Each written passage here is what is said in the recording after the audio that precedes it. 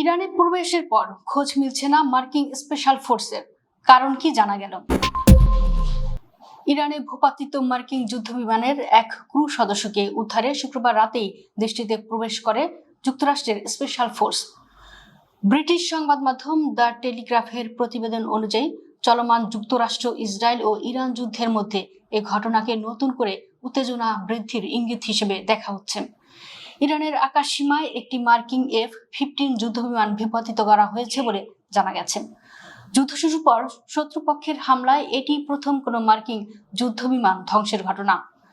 বিমানের দুই ক্রু সদস্য ককপিট থেকে ইজেক্ট করে বের হয়ে আসেন বলে বিভিন্ন প্রতিবেদনে উল্লেখ করা হয়েছে। এরপর তাদের উদ্ধারে যুক্তরাষ্ট্র ও ইরানের মধ্যে এক ধরনের প্রতিযোগিতা শুরু হয়।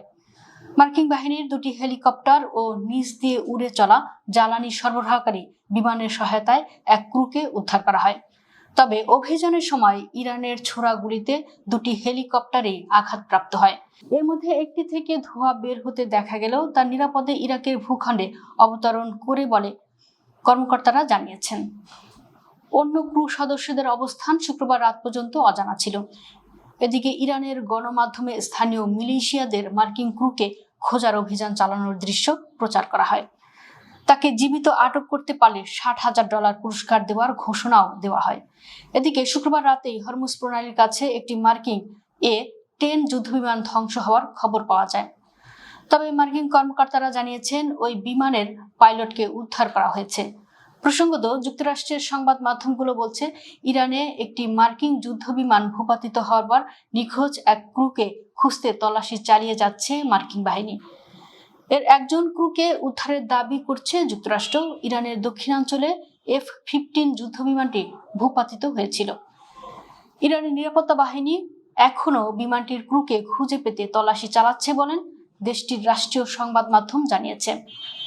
ইরান একই সাথে পারস্য উপসাগরের উপর আরও একটি মার্কিন যুদ্ধবিমান ভূপাতিত করার দাবি করেছে। মার্কিন সংবাদ মাধ্যম বলছে, ভূপাতিত প্রথম বিমানটির উদ্ধার অভিযানের সময় হরমুজ প্রণালীর কাছে A-10 যুদ্ধবিমান লক্ষ্য করে গুলি করা হয়। তবে বিমানটির পাইলট নিরাপদে বেরিয়ে আসতে সক্ষম হয়েছেন। যুক্তরাষ্ট্র ও ইসরায়েল ইরানে হামলা শুরুর পর থেকে 365 জন মার্কিন সেনার আহত হওয়ার খবর নিশ্চিত করেছে পেন্টাগন। এর মধ্যে সেনাবাহিনীর 247, নৌবাহিনীর 63, মেরিন 19 ও বিমান বাহিনীর 36 জন সদস্য আছেন। এছাড়া এবারের এই যুদ্ধে এ পর্যন্ত 13 জন মার্কিন সেনা প্রাণ হারিয়েছেন।